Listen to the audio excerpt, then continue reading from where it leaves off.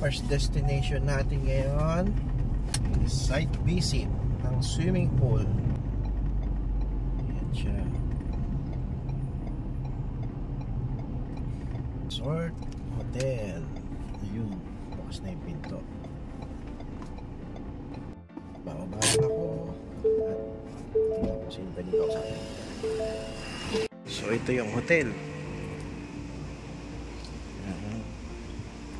Napakalaki pala yung swimming pool. Ayan, papaayos. Check up po. Okay ang system. Mukhang walang mga eyeballs. Wala ring return. Ako po. Ito yung mga cottage. Ayan yung isang swimming pool. Ako po. So yun. Yun yung hintayin ko na lang yung bantay. Baka bigla ko pa rin dito. Trespassing. So yun, good afternoon. Time check 3 o'clock ng hapon. Katatapos lang ng meeting.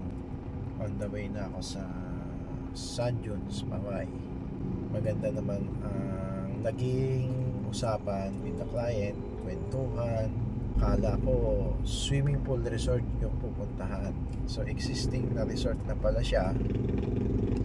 Tapos nabili nila at gagawin nilang office. Yun. So office na may swimming pool.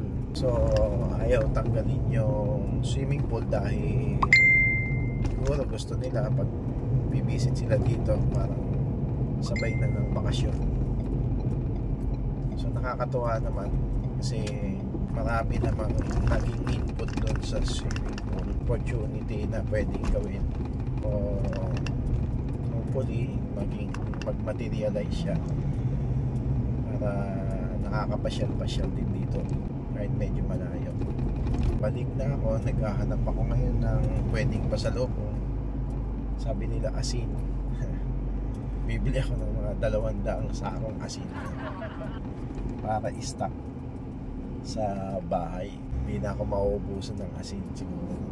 Nakakatuwa rin magsalita mag-isa. Nawawala antok ko. Ang layo ng biyahe.